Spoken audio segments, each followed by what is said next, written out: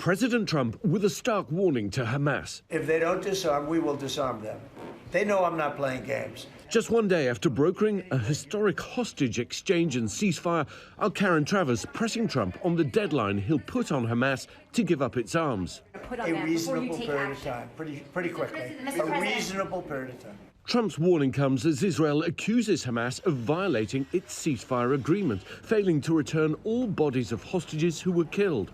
We spoke to Ruby Chen, father of Itai Chen, one of the 2 American hostages whose bodies are still being held by Hamas. As I told the president yesterday, the job is not done. There are still 24 hostages left behind. There are no less hostages than the 20 that came out, and there's an obligation both for the Israeli government as well as the U.S. government when it comes to my son, the youngest U.S. citizen taken captive over 2 years ago, to bring him back home. Stories of the horrors of captivity and the joy of release now surfacing from the released hostages.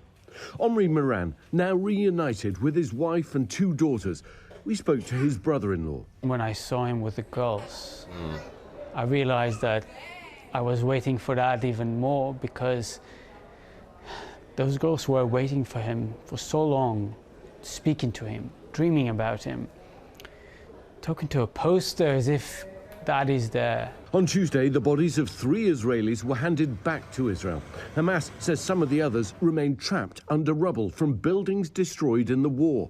Palestinian prisoners released by Israel now returning to a home that's unrecognizable.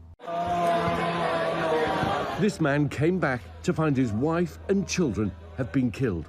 My daughter's birthday was supposed to be in 5 days, he says. My loved ones, they're dead. The United Nations and aid organizations now hoping to scale up operations to begin to ease the humanitarian crisis in Gaza.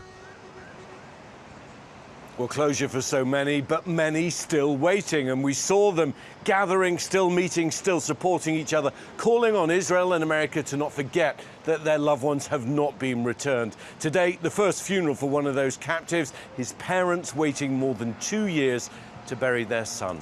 Michael. All right, Ian, thank you so much for that.